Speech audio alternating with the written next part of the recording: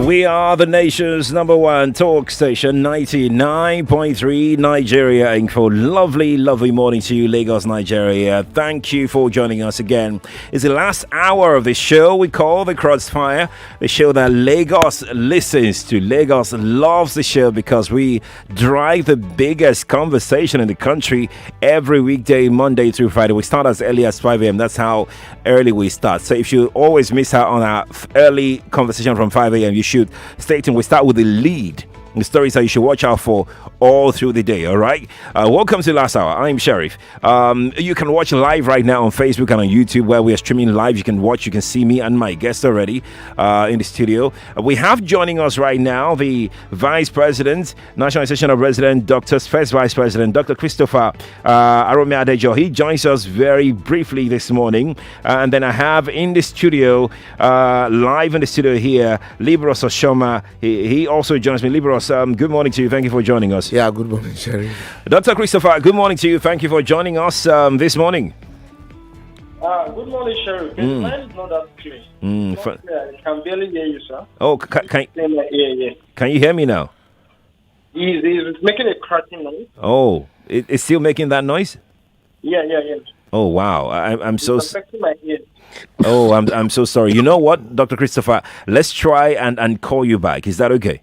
Okay, thank you. Fantastic. So we'll try and get back to Dr. Christopher Arome to join us, because we need to touch on the doctor strike. Absolutely, we need to. But let's get on with the conversation. Today we discuss some of the national issues every Nigerian is concerned about, really. And that's why we've tagged it State of the Nation. Many more issues apart from the insecurity and general increase in the price of goods and services have also called for immediate action. Among those making the rounds lately are the PIA, the doctor strike, the pardon for surrendered Boko Haram members.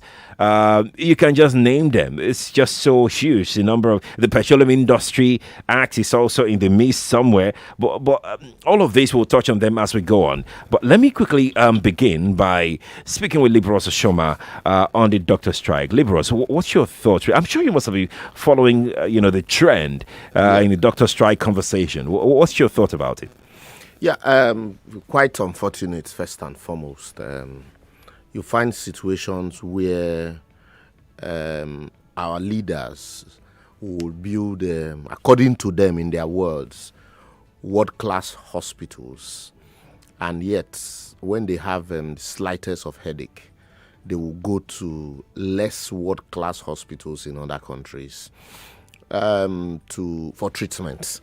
And you hear pensions for former governors, 100 million naira medical annually in any hospital of their choice, not in Nigeria. They don't, they won't confine it to Nigeria. And then also you find situations where even the doctors, to a large extent also, are selfish in terms of carrying everybody in the health sector along. Doctors will go on strike. The moment they come back, nurses will go on strike.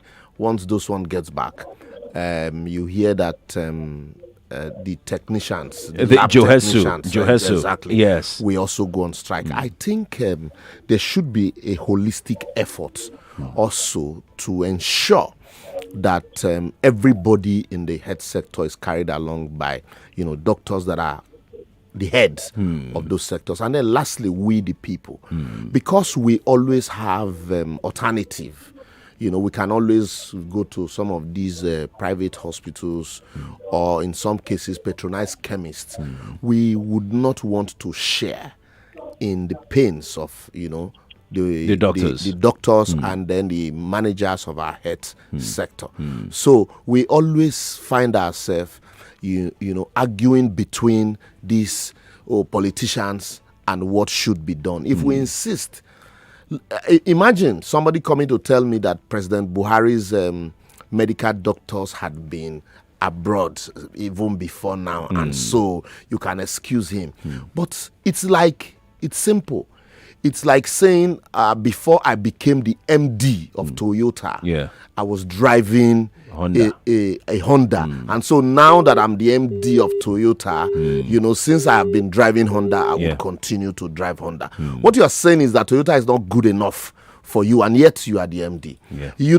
The MD of, I forgot it, is it a Mercedes-Benz now, built a bulletproof car. And when they were to test that vehicle, he was the driver of the vehicle. What that means, it's look, I trust in my product. It was ready to take the bullet. Yes, whatever comes out of it. My products. He was ready to take the bullet for whatever comes out of it. So if the man who is the driver of the Nigerian project does not have faith in the health sector, including the wife saying, look, there's no Panadol in Aso Rock Clinic. So, and then we, the rest of the people, are not ready to stand up for this institution, the health sector, then we will always have strikes. We will continually have the same problem. The same problem: salaries, provision of facilities for the sector, and all kinds of minor things that ordinarily shouldn't be. Indeed. Let's quickly speak with Dr. Christopher Adejo this morning. We're struggling to get him on the telephone. Hopefully, once we're able to do that, because we need to hear. There was a meeting on Friday that ran into early Saturday morning, and we're hearing so many things in the news. Dr. Christopher, can you hear me clearly now? Yeah, I can hear you clearly. Fantastic. So please, let's get on with this conversation. What is the update about your strike? We're hearing that there was a Saturday evening / early morning meeting. How did that go? Okay, thank you. Actually, there was a meeting from 2 p.m. on Friday that went into the wee hours of Saturday morning. We reconvened on Saturday until about 11 p.m. But it was a meeting between the Nigerian Medical Association and the government representatives on the directive of Mr. President. Okay. We were invited by the president of the Nigerian Medical Association, so he can get first-hand information from us during the meetings. So that was it. But tell us what transpired really after that meeting. What was the outcome of the meeting? Because initially we heard that the strike may be coming to an end. Is that the situation? Is that the case? No, well, if you heard that the strike was coming to an end, it was a false information, because we've never said anything like that. We are predisposed to the strike ending. That is the main truth. And all what was discussed at the meeting was what we have previously discussed so many times. But the problem was that at the end of the meeting, they wanted a memorandum of understanding to be signed. Now, we told them that and they insisted on that must sign. We said, one, we were not officially invited to this meeting. We came to give information. Two, you took us to court. We are in court. You can't ask us to come and sign another MOU when we are in court. Why not remove that case from the court? Then the third one, we said that, look, there are some clauses in that memorandum of understanding that that was drafted. We need those clauses clearly explained or expunged, because we were interacting with our lawyers. We are on strike because some of our members have not been paid for up to 5 months now. And you are asking us to sign an MOU and go back to work. No action has been done. The same promises that you kept on giving is the same promises there. We have a standing order now from our Congress, our NEC, that we should not sign any paper. That all they need is action. Because you sign a paper, you commit yourself, your people will now be forced to go to work when they don't even have transportation to go to work, when they can't even feed at work.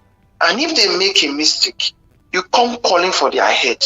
Because if a doctor makes any mistake, life might be lost. Could be devastating. And when life is lost, nobody will hear sorry. Nobody will hear that you have not eaten. You see, I've always said it that the first line of prevention is the primary prevention. Okay. The primary prevention is removing the source of the hazard. Doctors now are sources of hazard. Because you don't tell a doctor that I'm not eating to come and treat you. How will he treat you well? And if anything happens, you now hit him hard and seize his license. So why not prevent him from even treating that patient? Because life is precious. Prevent him from making that mistake first. Tell me, what is hard in government? Paying the backlog of salaries. That first. So some stakeholders, Dr. Christopher, some stakeholders have said that your grouse is with some state government. Why are you taking it up with the federal? It is a lie. All these stakeholders, in fact, those stakeholders that come and tell you this, they are the cause of the problem. I know, Minister of Health is the cause. I'm not mentioning names though. I'm just saying. I will mention the names. Okay. You are not mentioning. I am mentioning. Okay. Dr. Christopher Arome is mentioning names. Okay. The Minister of Health came online and said it. The Minister of Labour and Employment came online and said it. Now, when you look at our demands, only 1 out of 10 is with the state. Now, even if it's with the state, by right, there is what we call the National Council on Health. This National Council on Health can be convoked by the Minister of Health when there's an emergency. He just convoked one for the cholera outbreak. Now, the National Council of Health is the highest decision body in health. He can convoke it, and it involves all the commissioners of health of every state. They can convoke it, address that state issue. Because are you telling me that the lives of the people going to the state-owned hospital is not important too? Or is it less than those going to federal? So when we say some things, they think we don't know it. This is what we know. But most times we tend to go gradually so as we won't be seen as being confrontational. Right. People going to the state hospitals are human beings. They are Nigerians, full-fledged Nigerians. When you go out of this country, the first thing they will ask you, which country are you from? They won't ask you, which state are you from?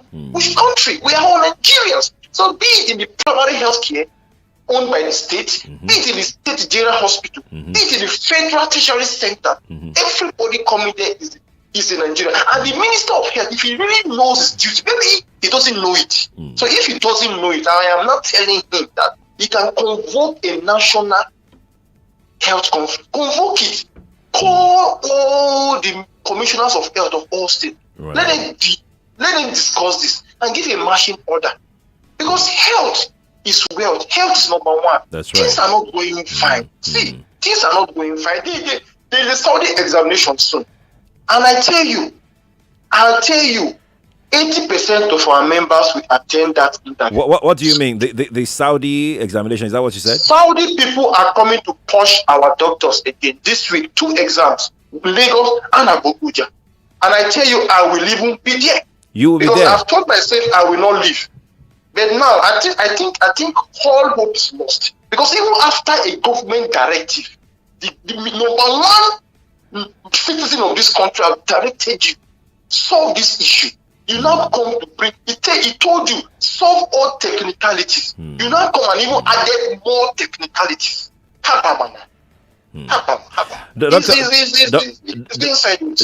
Adejo, just to be clear, there is no end to the strike yet. Is that what you're saying?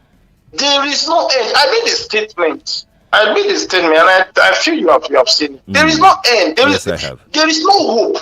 Because, see, I was depressed that day. And I tell myself, are we serious? Are we Nigerians? We play politics with life of Nigerians.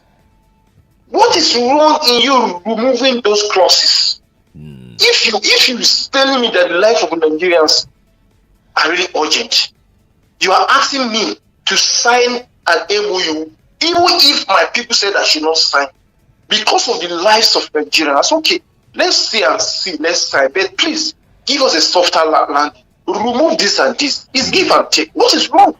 So you want, are you not a master? What are those clauses, Dr. Arome? What are those clauses? Can you help us with the clauses? Number one, the Minister of Labour and Employment confirmed that, even the PAMSEC confirmed that they have invoked no work, no pay. Okay. Now, we told them, people have not been paid for up to 4 months. That's why we went on strike. We didn't go on strike for any fresh demand. Now, what is the penalty for work without pay? How did you penalize those people? Can you go and seize their 4 month salaries for not paying us for 4 months? Because obviously it's not the Minister of Labour that pays. Okay. So can you go and seize their salaries first? Let them feel what we are feeling. You cannot do that, fine.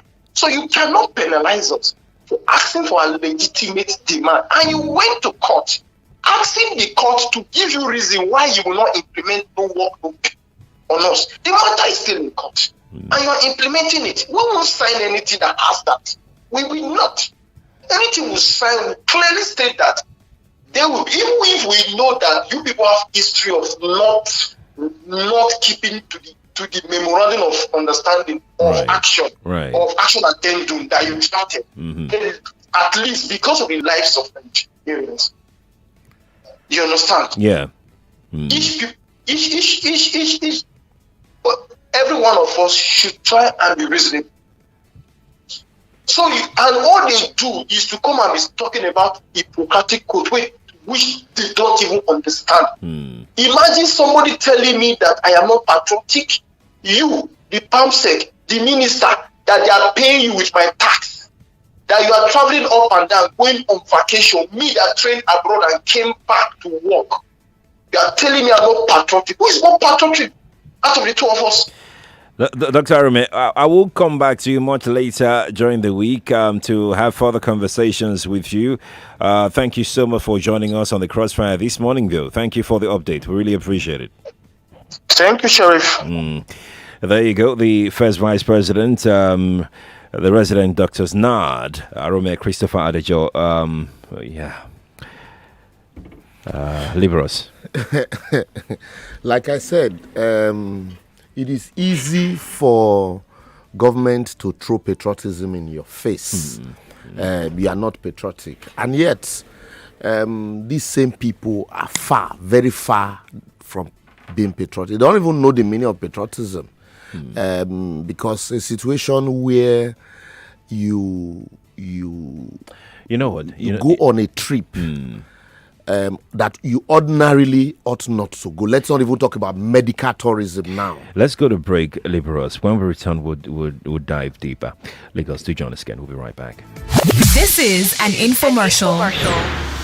This is a public service announcement. Ongoing recruitment for an independent brand manager at an international company with the most history worldwide. Do you have a car and a valid driver's license? Are you enterprising with a positive attitude, ready to take advantage of an amazing business opportunity? If so, please call 081 5705 0505 or 0905 6374258 to book for an interview.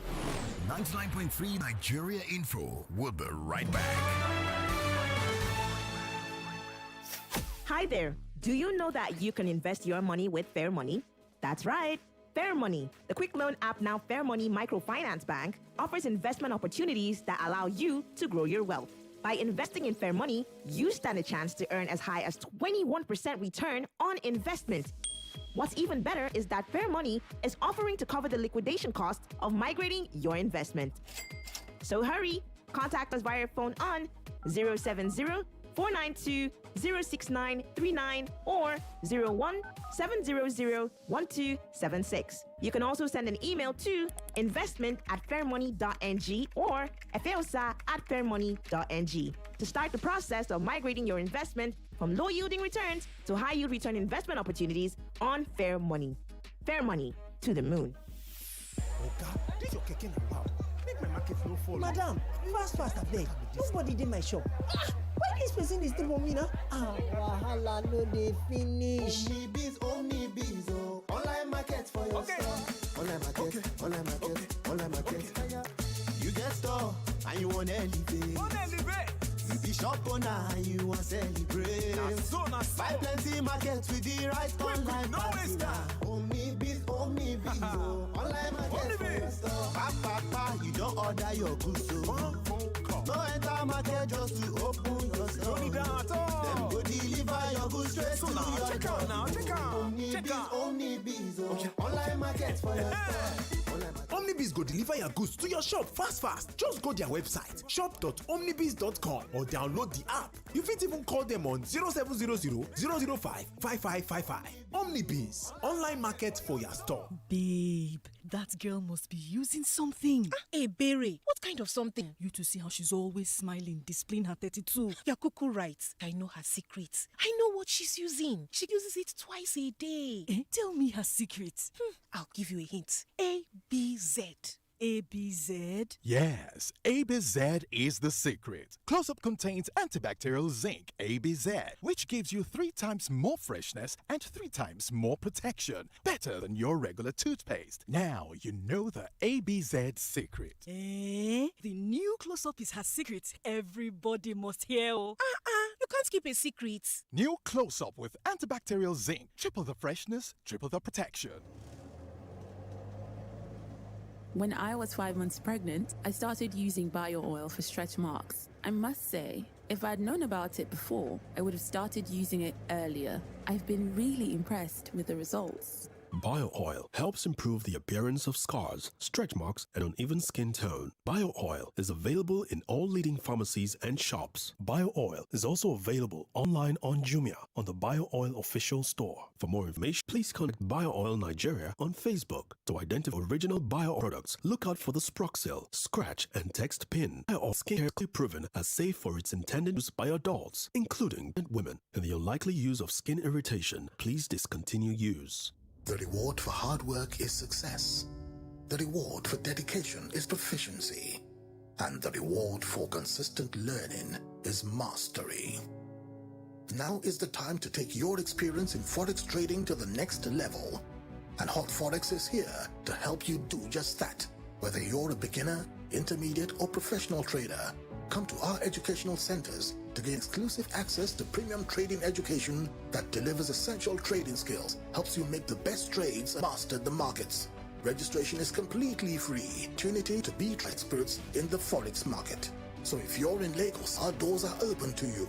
Visit the Hot Forex Educational Center, Ala House, Island Avenue, Ike, or call 016-042-9949. www.hotforex.com. Hot Forex. That want more. Hey there. How about the Netflix mobile app? Yeah. The new one allows you to watch loads of movies on your mobile phone for just 1,200 naira monthly. Yeah, that one. I bet that's where you're going to watch The King of Boys 2, Return of the King, Rattlesnake, Days of Destiny, Quam's Money, and other amazing movies. I bet you're going to enjoy yourself without anyone disturbing you because it gives you access to all movies and shows on one screen. Perfect quality for your smartphone and tablet. Plus, it works on all iOS and Android devices. And it's designed specially for you. No squatters this time, just you. Sign up on Netflix.com today. Ladies and gentlemen, allow me to introduce a remarkable set of people. They are the resilient gold medalists changing the narrative of what it means to be unstoppable. They are champions nourished by peak milk, set to defy the odds again. Welcome, the Unstoppable Team. Look out for them at the Tokyo 2020 Paralympics game. From 24th of August to 5th of September 2021. Brought to you by Peak Milk. Peak. Rich for your peak. Celebrate something big with Showmax this football season. Pay for 1 month of Showmax Pro or Showmax Pro Mobile and get a second month on us to watch mind-blowing football in action from the world's best leagues. That's every breathtaking tackle, save, goal, and more from the EPL, La Liga, Serie A, and DStv Premiership. Live from Supersport at 50% off. Sign up at showmax.com and get more for less. On a cool day, what do you want to do? Make you spice up your life. As in, collect suya as it hot. And chilled Sprite to take cool body. Give your favorite pepper meal that extra vibe with a chilled bottle of Sprite, now in a new bottle. Enjoy the refreshing lemon lime taste of Sprite no matter the heat. Femi and the Gang, in partnership with Sign Up Consult, presents the latest invention in human history, 38 Bars. Follow the nation's finest sports gang through the 38-game season as we deliver live football updates and analysis at your favorite bars across Lagos. The revolution is here and live on Nigeria Info. Reach out for sponsorship and advertising. 38 Bars with Femi and the Gang, where football meets lifestyle. Hey, Doredo, better itself. Now 10 gigabyte data just land my Airtel so. Guess how much? 3,000 naira. 3K for 10 gigabyte data. You shock, Abi? Make I add extra shock. 5,000 naira go give you 20 gigabyte data. Now so be self for shock. Oh. That's right. With Airtel data, just a little more gets you so much more. Introducing Airtel More for More data plans, like 10 gigabytes for just 3,000 naira and 20 gigabytes for 5,000 naira. Dial star 141 hash today. Airtel, the smartphone network. Tolu? Yes? Tolu? Yes? I thought you said you were going to see the doctor now. Yes, Mom, I already did. But you haven't left the house all day. Mom, I used Dro Health app to schedule a consultation with the doctor from my phone. All I did was find a doctor by area of specialization, book an appointment, and attend. It's all in the app. Really? Yes, Mom.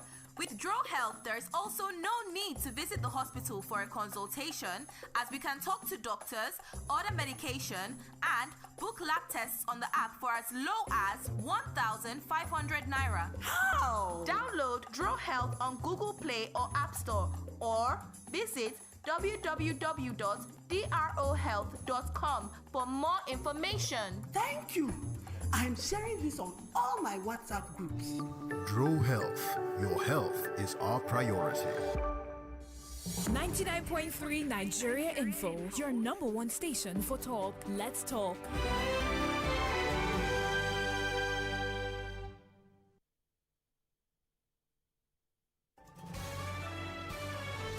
This is Morning Crossfire on 99.3 Nigeria Info. The nation's number one talk station, 99.3 Nigeria Info. 8:34 is the time from our studios this morning. Lagos, thank you all for being a part of our conversation today. Let's go on now. I have Liborous Oshoma here, and we're gonna, because we tagged the show State of the Nation, we have so many other topics, packed in 1 hour. So we're gonna move on to our next conversation right now. But hey, you're free to talk on any of the issues that we will be touching on. All right, Liborous, again, thank you for coming through. We've discussed the doctor strike, but quickly let's move on to another issue now, and that is the pardoning of surrendered Boko Haram members, commanders, their families, and the rest of them. What's your thought on this? Because if you've been following up in the news, which I believe that you have been, northern elites have been staunchly against the pardoning of these surrendered Boko Haram members. They have, given their reasons as to, how do you want these communities, the members of these communities, to feel when they see the person that killed their father, the person that killed their family, their brothers, their sisters, their wife? How do you want them to feel? What the government is basically telling us is that we are helpless. So we can't bring these people to book. And so since we can't bring them to book, so you better live with it, live with them. And, we're tired. So because it is good to pardon somebody who has truly repented. But is that the way we have been pardoning, repentant people in the country? Is that the way we have been, pardoning other criminals who also have truly, repented, in some cases rehabilitated? Because after all, our prison facilities are rehabilitation centers. Is that the way? If that's not the way, so why do you now want to start with this, or rather continue with this? Because I remember, the previous government pardoned, Niger Delta militant, and it was a blanket pardon. So some people will say, no, those ones were fighting for resource control, but they were kidnapping, there were killings also, there were some armed robbers also amongst them that were given blanket pardon. Because I remember there was one matter Alagbon was investigating, a guy who was arrested with a vehicle load of guns. And at the end of the day, he said he has embraced amnesty and he's been pardoned. And so the matter ended there. So what government is basically doing is, encouraging criminality. You're telling people, go commit crime, kill people, ransack a village, make money from it, from banditry, and then come around and say, I have repented. And then government will pardon you and then allow you.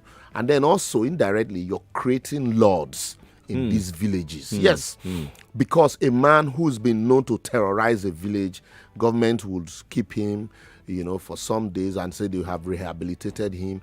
They push him back to that same community. When he comes, it's either, those other people would want to take out the revenge on him because the government couldn't revenge on their behalf, a government that's want to protect them, or he becomes the lord in that community and begins to instill fear in the people. And when that happens, or they are just changing strategy. They've seen now that banditry is on the increase, and government seems helpless in that regard. Police will say the kids have been released. We don't want to discuss whether ransom was paid or not. And so they see that people are making money without even firing a shot. So why don't we leave the bush, embrace this new program of pardon, and then we change trade? After all, you remember the governor of Katsina State once pardoned some bandits, but that didn't stop them. No, it didn't. It didn't stop. No, In fact, it is so bad now that the man has said, you know what, you just buy guns and protect yourself. Protect yourself. Even the Minister for Defense once told us that. So, for me, it is not a society where the victims are in IDP camps, and then you have the perpetrators of these heinous crimes, in rehabilitation centers, giving uniforms, and in some cases, somebody's even proposing, training for them abroad. For me, it is the worst insult any government can give to its people. I shared a story with you while we're on break of my son who went to the mall, and over the weekend on Saturday, went to the mall at Maryland, and on his way back, in a cab, called me and said that police stopped him. And I said, give the phone to the policeman. I introduced myself. He said they are on stop and search. Stop and search because he's putting on a neck chain and a big shirt and, white trainer. So automatically it's Yahoo. You're stop and search. You're stopping and searching in Lagos while you are paddling, people who are killing, up north. The message you are telling Nigerians is that you need to be hardened so that government can pardon you. It's shameless and unfortunate. Let's take a few thoughts. And before we go to our next story, which is called the Petroleum Industry Act, that's our next issue that we want to talk about this morning. But in the meantime, we will take your thought. 0700 993 993 993 and 01465 7190. Please be brief, straight to the point. We can't take all the calls, so please drop your thought for us on Facebook and YouTube, if you don't mind. Facebook is Nigeria Info 99.3. That's our page there. Our YouTube channel is Nigeria Info 99.3. You can watch live right now, myself and Liborous, and let's know what you think. Let's look at Don Baba. Don Baba is calling us from Ikeja this morning. Don Baba, morning to you. Good morning, Mr. Sherry. Morning to you. Mr. Liborous. Good morning, sir. Yeah, morning, Don Baba. Thank you, sir. You see, where we are in this country today, I sincerely don't know, and I don't know where we are heading to. Thank God it happens to your son. A few days ago, I was driving with my friends on Ojota Bridge. Go there now. Today is Monday. And see the amount of Nigerian police are lined up there looking for a young Nigerian. They arrest us, brand us a Yahoo boy, telling us to give them our phone. This is the same question I asked. Go to Ikorodu, my 12, and everywhere in Lagos, there are street robbery, killing everywhere. The police are nowhere to be found, but they are on the road every day. And this is what you get when government send message like this. Like Mr. Liborous said, you have to be strong. In this country, if you are not stubborn, if you are not strong, if you don't have anything to protect yourself, my brother, forget it. It is unfortunate. Thank you. Thank you, Dumbaba, for calling. We're going to speak with a first-time caller, Abrime. He joins us from Ikpaja this morning. Abrime, morning to you. Good morning, Sheriff. Morning to you. Yeah. You see, this issue of repentant bandits. Right. As much as I've criticized this government for quite a while, the way of the handle activities, I am worried. These bandits, what exactly do you do with them? Assuming you take them for prosecution, how do you handle the large people that are repentant bandits? Where do you keep them? How do you feed them? How do you take care of them? Assuming you take them to court and they are convicted, they have to go to prison. Where is the prison that they go to? Where is the space? It keeps me worried, really. I hope your guests will handle that. Right. Thank you. Right. Thank you too, Abrime. We're going to speak with Benjamin. Benjamin. He's calling us from Ikeja. After this, we'll come to Liborous. Benjamin, morning to you. Yeah, good morning, Mr. Sharif. Morning to you. Yeah, my greetings to your guest there. Yeah, good morning, Benjamin. Yeah, good morning. Sharif, you see, it has come to the stage that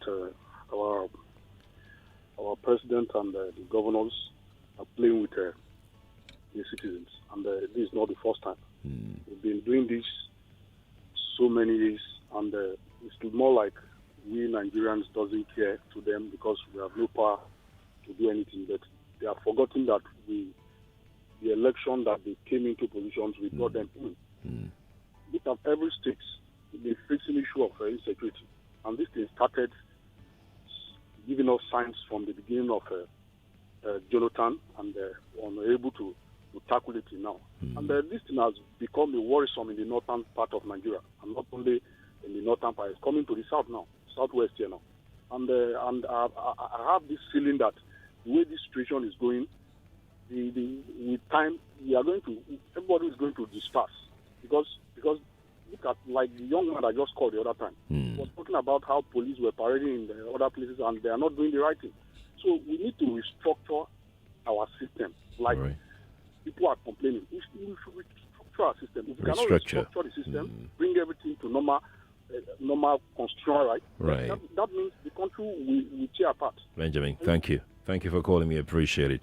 Liborous, before we go to the PIA, let me take you up on what Abrime said about perhaps the government is helpless as to where to keep or what to do with the repentant Boko Haram members. Quickly, the little luck we still have here, as against what is happening in Afghanistan, is that most of our criminality here is driven by poverty, hunger. And so if you are able to rehabilitate and provide infrastructure, if you're able to provide infrastructure, that will encourage wealth creation, you would reduce this crime. And then what to do with these people? You don't say a man because the number is too much. And so a man who has killed, you need to push him back to the society because you don't have the facilities to keep them. Build more facilities. Build more facilities. That's a job after all. Yes. Build more facilities if you can keep them in those places and rehabilitate them there.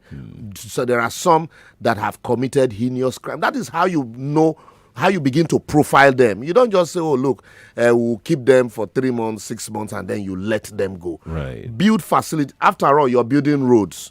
You are building housing estates. Build facilities, especially for this set of people. Then you profile them, the hardened ones, the ones that you can rehabilitate, the ones you can train, even inside these places. You train them, and when you're sure years later that yes, these ones are truly reform.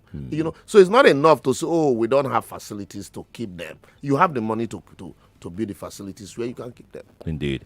Let's talk about the PIA very quickly. What's your position on it? I mean, there have been arguments as regards the host community fund, 3%, the 30% for frontier basing, exploration, and the rest of it. Yeah, first and foremost, I would want to say I'm happy that the PIB is now a PIA. It's been passed, it's been assented to. Because we have, this bill had been bogged down for more than 10 years at the National Assembly. At every turn, one controversy will bedevil it, or the other. For me, it's been passed. Well, we can only now begin to talk about amendments. Yeah, I would want to also blame, the senators from the South region. Nobody heard their voices on this issue of 3% or 5%. But be that as it may, whether 1%, 2%, 3%, 4%, 5%, for me, the key issue is accountability. Yes, you say 3% is small, but a man who can use 3% very well can now begin to say, look, you see how we have utilized 3%. Give us 10, give us 5, or give us more. But if we have not even been able to account for the 13% derivation, that's right, including some of the funds that these oil companies dish out to communities, to host communities. To host communities in terms of community relationships and the rest. And in some cases, they call them development levy. We've not been able to account for them properly. Just the same way government has been unable to account for oil revenue. The other day, they asked NDDC to come and give account. We all saw what happened. Yeah, exactly. So even in NDDC, you see the communities, some of these community leaders are the contractors in these places. So what we should be concerned about now is that, look, no matter how small or little this money is, let us call our people to account. Anybody that is given these funds for development, he must be able to develop or account for the fund. Right. And then, for me, in this era where oil is going out of fashion, the world is diversifying, we are still fixated on 30% of the total income of NNPC for exploration. Why can't we even do, if we say we want to encourage investment in the sector? Is it now that the product is going out of fashion that you want to invest, that you encourage investment in the sector? 5% or maximum 10% would have been enough. Or a situation where you have, a swap arrangement. That look, you give exploration licenses, and when you prospect, you give prospecting licenses. When you prospect and discover oil, and then the government can sit down with you for a sharing arrangement. Right. That way, you'll be sure, before you go into prospecting, you'll be sure that your geological studies and surveys, is top notch. But this idea of, keeping a 30% bogus money somewhere for exploration, what it means that anybody can be awarded contract to go and explore, and government pays you. Whether you discover oil or not, it's free money. So these are the problems I have with, So for me, it has been passed. We can only now begin to make provisions for amendments. Indeed. I'm going to take this one here from Chinedu. Chinedu is in VI. Chinedu says, the repentant Boko Haram, why did they pick arm against Nigeria? They should tell us what Nigeria wants to know. Secondly, Nigeria is sitting on a gunpowder. Some of these Boko Haram boys recruited today will tomorrow be in charge of Nigerian army as captains, commanders, and generals. And you know what that means. Chinedu from VI sent that in via WhatsApp this morning. We'll come to the telephone in a moment, but Liborous, in 2 minutes, what's your thought about the president sanctioning a committee to go examine the grazing areas? Sheriff, let's even tell ourselves the truth. The Grazing Gazette that the president is talking about, the chairman of that committee, that headed that committee that recommended grazing, and it's a gazette, not even a law, a passed law. The recommendation of that same committee in 1965 was that at the end of the day, grazing route should be a means to an end, that the ultimate end should be ranching. So I'm wondering why the president is not looking at that recommendation, at that proviso. So assuming the Kaduna refinery is on a grazing route, so we are going to pull down some of those structures to accommodate, grazing. It doesn't make sense, because also the question is, that is a 1965 document. It will not solve a 2021 crisis, especially given the fact that in 1978, you have a law that had now put the ownership of land squarely at the doorstep of the people, and the governor is asked to hold it in trust for them. And then in 2021, you have laws enacted by the State House of Assembly outlawing open grazing. Yeah. And then coupled with the fact that even if you're talking about 21 states, I'll be 27 states, which are not mentioned, in the whole of the South, it is only Oyo that was mentioned in that gazette. And that Oyo that was mentioned was also, that provisions was declared illegal by Justice Adewale Thompson as at that time. So I wonder, even the members of the committee, as highly respected as they are, I expected them to sit down and tell the president that, look, this is not the way to go. You cannot use a 1965 solution to solve a 2021 problem. The problem is, these are private businesses, especially given the fact that the issue of cattle ranching or cattle rearing is a residual, matter for local government, not even for state, not to talk of the president fixated on it. It will not solve the crisis of headers and communal crisis, rather. Liborous Oshoma, thank you for coming on the show this morning. It's always a pleasure to have you around. My pleasure. Lagos, that's our show this morning. Thank you for being a part of it. We're back on your radio tomorrow morning at 5 again to kickstart another round of conversation. Great conversation. Tomorrow, we're looking at the impact of Twitter ban on the young and very productive Nigerian youths.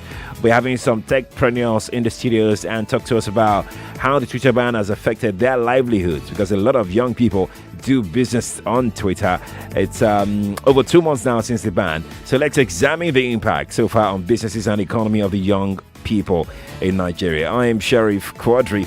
Well, I'm not going anywhere yet. Table Talk is next. Wemiwa is on vacation, so I'll be standing in, for her. We'll have a conversation that we started like 2 weeks ago on Table Talk. Stay here on Nigeria Info 99.3. Good morning to you. Wake up to the best of breakfast radio. We cannot have farmers being slaughtered on their farms. We cannot have girls being kidnapped. We cannot have women being killed. The Morning Crossfire with Sheriff Quadri. I think the police, they believe that they are above the law before, because they will tell you that I'm going to shoot you, nothing will happen. If they want to resign, let all of them go away. We have people in the street that are looking for jobs that are going to do the job diligently. Day-to-day analysis of events happening around you. We should never even allow the government to begin to think about using pensioner funds. More talk, news and sports after this.